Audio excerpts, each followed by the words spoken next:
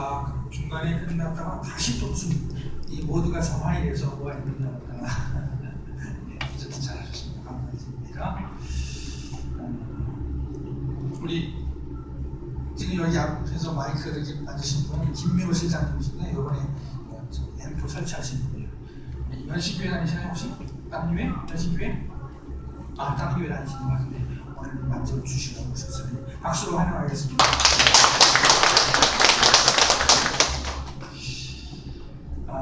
우리나라는 1945년 8월 15일 일제로부터 해방이 되었습니다.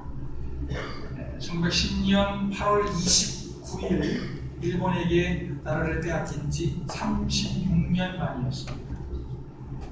일제강점기 때 우리나라 사람들은 일본 사람들에게 국권을 빼앗겼습니다. 입법, 사법, 행정, 외교, 군사 등의 모든 권한을 빼앗겼습니다. 당연히 재산권도 빼앗겼습니다. 일제 말기에 우리나라 사람들은 말과 글 그리고 이름까지도 빼앗겼습니다. 이 과정에서 우리나라 애국 시사들은 자기들의 목숨과 재산을 바쳐서 일제에 저항했습니다. 그리고 태평양 전쟁에서 일본이 연합국에 패배함으로써 우리나라는 극적으로 해방될 수가 있었습니다. 대한민국 역사에 있어서 가장 큰 사건은 바로 1945년 8월 15일 해방된 사건입니다. 8.15 해방이 없었다면 대한민국은 없었을 것입니다. 이스라엘 역사에 있어서도 8.15 해방과 같은 사건이 있습니다. 그 사건은 바로 유월절 사건입니다. 이스라엘은 400년간 이집트에서 종살이를 하며 살았습니다. 이스라엘 사람들이 이집트에서 종살이 한 것은 우리나라 사람들이 일본에게 국권을 빼앗긴 것과는 좀 양상이 다릅니다. 우리나라는 원치 않았지만 어느 한순간 국권을 다 빼앗겼습니다. 하지만 이스라엘은 먹을 게 없어서 이집트에 들어갔다가 자손을 낳고 살았는데 그 자손들이 이집트 사람들의 종이 된 경우입니다. 그러나 마지막에 자기들의 주권을 빼앗기고 죽을 고생을 했다는 점에서는 우리나라나 이집트나 공통점이 있습니다. 우리나라나 이스라엘이 해방된 것은 하나님의 은혜였습니다. 물론 일반 역사가들이 볼 때에 한국 역사를 볼 때에 한국이 해방된 것은 매국자들의 저항과 국제 정세의 변화 때문인 것입니다. 그리고 이스라엘이 해방된 것은 이스라엘이 해방된 것에도 인간적인 원인이 있을 것입니다. 그러나 한국이나 이스라엘이 해방된 것은 하나님의 은혜였습니다. 특히 성경은 이스라엘이 해방된 것은 전적인 하나님의 은혜였다, 하나님의 섭리였다 하는 사실을 보여주고 있습니다. 이스라엘의 조상 야곱의 가족들은 원래 팔레스타인, 즉 이스라엘에서 살았습니다.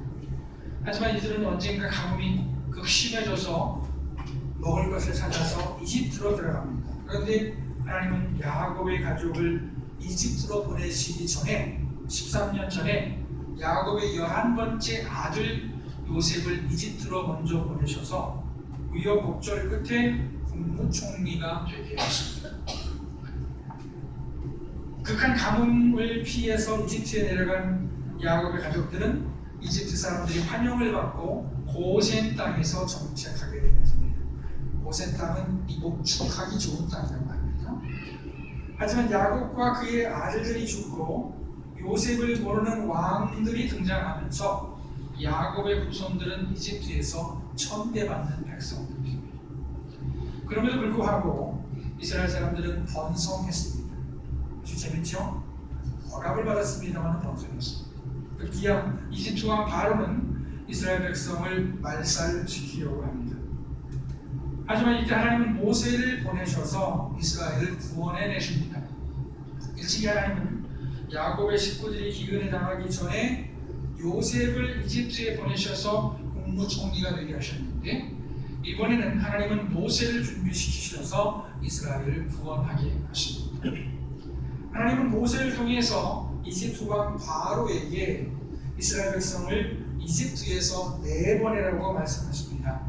하지만 이집트 왕 바로는 모세를 통해서 주어지는 하나님의 명령을 거역합니다.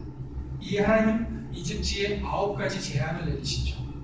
물이 변해서 피가 되게 하시고, 또 전국에 개구리가 들끓게 하시고, 온 땅에 이가 있게 하시고, 화리가 있게 하시는 등의 재앙을 내리십니다.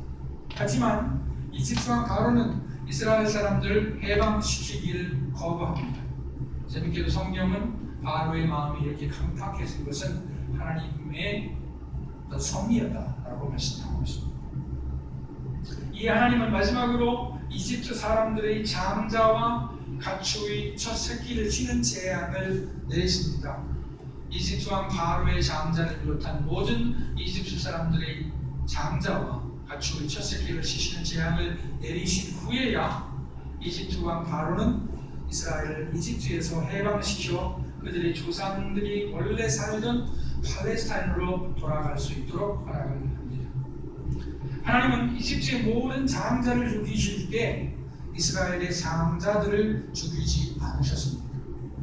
하나님의 사자들이 이집트 사람들의 장자를 죽이실 때 하나님은 이스라엘 백성들에게 먼저 양이나 염소의 피를 문틀에 바르게 하십니다.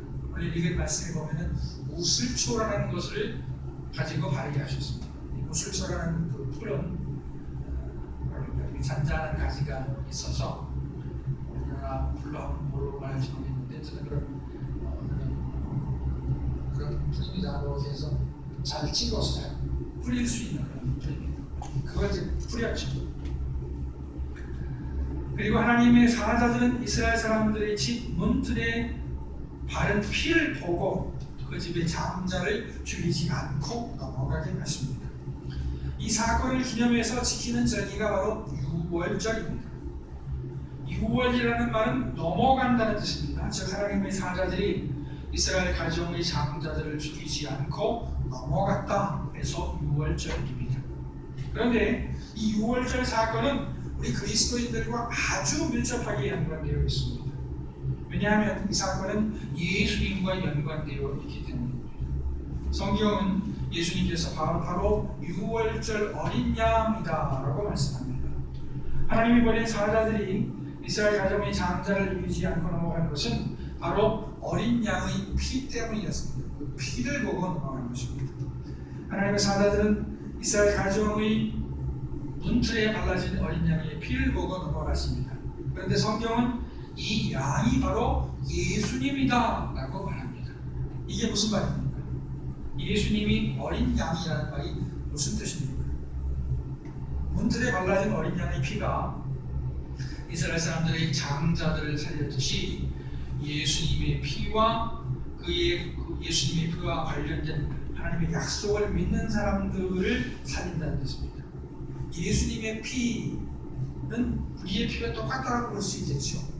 붉은색이고 수분이 있고 거기에 철분이 있고 각종 성분이 있다라고 말할 수 있을 것입니다. 근데 그 피가 우리를 살린다 하는 것은 그 피에 하나님의 약속이 있기 때문입니다. 물질적인 차원에서 살린다는 것이 아닙니다. 그 피에 하나님의 약속이 있다 하기 때문에 우리를 살린다는 것이고 우리가 그 약속을 믿을 때 우리가 살게 된다는 것입니다. 아멘. 오늘 27일은 부활주일입니다. 그리고 이 부활절은 유대인의 최대 명절인 유월절과 같은 시기에 있습니다. 그거 다 아셨죠? 무슨 이거 피실지 모르겠어요. 유월절과 부활절이 같은 시기에 있습니다.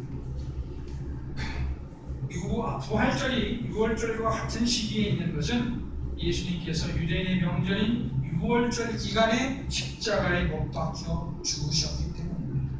그렇다면 예수님은 왜 6월절에 십자가에 못 박히셨습니까? 그것은 우연이었을까요? 아닙니다. 성경은 예수님께서 6월절에 십자가에 못 박혀 죽으신 것은 예수님께서 그렇게 죽기로 예정되어졌기 때문에 죽으셨다라고 말씀합니다. 그리고 그렇게 예정된 것은 이미 말씀드린 대로 예수님께서 6월절 어린 양처럼 대신 죽으신 것을 보여주시기 위해서였습니다. 예수님은 6월절 어린 양처럼 죽으셨습니다. 그래서 히브리서에 보면은 예수님이 오리지널이고 9월절 어린 양은 복제품과 같다라고 말합니다. 즉 그림자와 같다라고 말합니다. 예수님은 자기의 죄가 아닌 다른 사람의 죄를 대신해서 죽으셨습니다. 즉 우리의 죄를 대신해서 죽으셨습니다. 그리고 우리는 살게 되었습니다. 그렇다면 우리가 살게 되었다는 말은 또 무슨 말입니까? 우리는 죽은 적이 없지 않습니까? 여러분 죽으신 적 있으신가요? 죽을 뻔하신 적은 있으시죠? 죽을 뻔하신 적. 저도 죽을 뻔하신 적은 있는데 아직 죽진 않았어요. 그런데 성경은 아담의 범죄 이후 모든 사람은 죽은 것이나 마찬가지다라는 겁니다. 에베소서 2장 1절 말씀을 보니까 그는 허물과 죄로 죽었던 너희를 살리셨다라고 했습니다. 그러니까 하나님을 떠난 모든 사람은 혹시 육체의 생명을 가지고 있다고 하더라도 죽은 것이나 마찬가지입니다. 요한계시록에도 보면은 예수님께서 사대 교회에 대해서 뭐라고 말씀합니까? 살았다 하는 이름은 있으나 죽은 자로다 라고 말씀합니다. 그때 기준은 교회가 조직교회냐 미조직교회냐 몇 명이 모여 있느냐 재정이 얼마가 되느냐 이런 것을 보고서 말씀하신 것이 아닙니다. 그들의 영적인 상태를 보고 말씀하신 것입니다.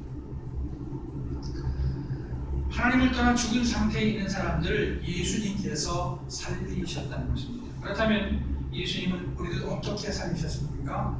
예수님은 우리의 죄를 용서하심으로 우리를 살리셨습니다. 예수님은 십자가상에서 자기를 죽인 사람들을 용서하셨습니다. 또 예수님은 공생애 중에 죄인들의 죄를 용서하셨습니다. 그리고 자기 피를 믿는, 자기 피와 관련된 약속을 믿는 우리의 죄를 용서해 주셨습니다. 죄는 죽음을 가져옵니다.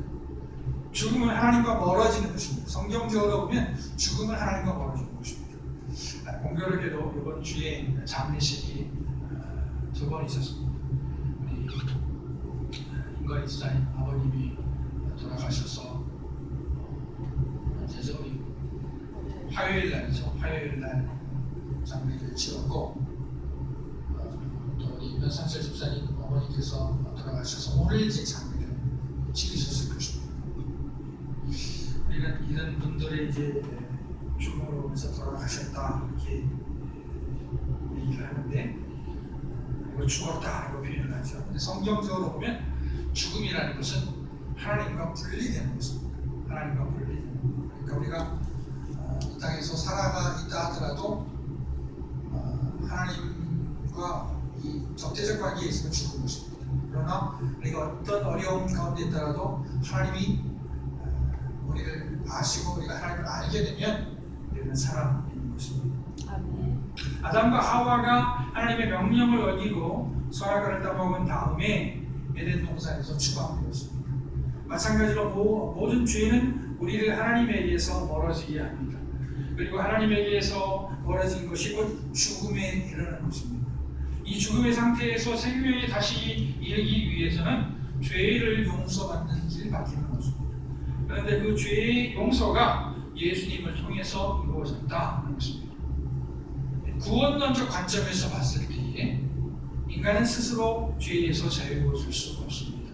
왜냐하면 인간은 전적으로 타락했기 때문입니다. 물론 구원받기 위해서는 회개가 따르기 때문에 그것이 하나의 인간의 행위다라고 볼 수도 있겠습니다만은 그러나 회개가 공로가 될 수는 없습니다. 우리의 죄는 죄값을 치러야 되는데 그 죄를 해결할 수 있는 방법은 오직 그 죄를 용서할 수 있는 권한을 가지신 하나님께서 용서하시는 방법이고 그 방법이 바로 예수님이었습니다. 물론 여기서 주의해야 할 점이 있습니다. 죄를 짓고 손쉽게 예수님 뒤에 숨으면 안 됩니다. 며칠 전에 상영되었던 위장이라는 영화가 있었습니다. 그 영화가 외국에서 상도 받고 전도연 씨가 굉장히 세계적으로 유명해지는 그런 영화였는데 지금 생각해보면 그 영화는 일종의 기독교 영화였던 것 같아요. 친기독교적이지는 않았을지 모릅니다만 분명히 기독교 영화였습니다. 아들을 죽인 살인범을 용서하기 위해서 엄마가 그 살인범을 면회를 갔을 때에 살인범이 너무도 쉽게 자기는 이미 하나님의 은혜로 예수님의 피로 용서받았다라고 얘기를 하죠. 그것을 보고 그 엄마가 분노하게 됩니다. 이 영화는 단순히 살인사건을 다루고 있을 뿐 아니라 기독교의 구원론에 대해서 의미 있는 질문을 던지고 있습니다. 위장이라는 영화가 문제를 제기한 것처럼 우리가 만약 예수님 뒤에 숨어서 우리의 죄를 쉽게 합리화시킨다면 큰 문제가 될 것입니다. 그러나 성경은 인간은 스스로 구원할 수 없는 상태에 있다고 진단합니다. 속된 말로 성경적으로 봤을 때, 구원론적 관점에서 봤을 때 인간은 구제불능입니다. 구제불능입니다. 가끔 살다 보면 그런 분들 만날 때가 있죠. 아우 저 사람은 구제불능이야. 그런데 성경적으로 보면 모든 인간은 스스로 구원할 수 없는 구제불능입니다. 예수님은 6월절에 십자가를 지시기 전에 제자들과 6월절 식사를 하시면서 제자들에게 떡을 떼어 주셨습니다. 그리고 말씀하시기를 그것이 자기의 몸이다 라고 말씀하셨습니다. 그리고 또 포도주를 주시면서 그것을 자기의 피라고 말씀하셨습니다. 예수님은 자기가 6월절 어린 양과 같은 분이다 하는 것을 말씀해 주신 것이죠. 우리는 예수님을 주로 고백한 그리스도인들입니다. 그리스도인들은 예수님 밖에 살 길이 없다라고 고백하는 사람들입니다. 예수님은 죄에 빠진 인류를 구원하기 위해서 인간의 몸을 입고 오신 하나님의 아들이십니다. 예수님은 죄인들에게 돌리지 않으시고 자기가 짊어지시고 죽으셨습니다. 그것은 우리를 살리기 위해서였습니다. 이사야 53장 말씀에 예수님의 죽음의 의미를 다음과 같이 우리에게 말해주고 있습니다. 그는 실로 우리의 질고를 지고 우리의 슬픔을 당하였거늘 우리는 생각하기를 그는 징벌을 받아 하나님께 맞으며 고난을 당한다 하였노라. 그가 찔림은 우리의 허물 때문이요 그가 상함은 우리의 죄악 때문이라. 그가 징계를 받음으로 우리는 평화를 누리고 그가 채찍에 맞음으로 우리는 나음을 받았도다. 우리는 다 양 같아서 그릇 행하여 각기 제 길로 갔거늘 여호와께서는 우리 모두의 죄악을 이에게 담당시키셨도다. 사순절을 보내시면서 다시 한번 우리를 구원하기 위해서 십자가에 못 박혀 죽으신 예수님을 기억하시고 그 예수님이 바로 나를 위해서 우리를 위해서 죽으셨다는 사실을 아시고 믿으심으로 말미암아서 죄의 용서함을 받으시고 하나님의 자녀로서 예수 안에서 하나님과 화목을 화평을 누리시길 바라십니다.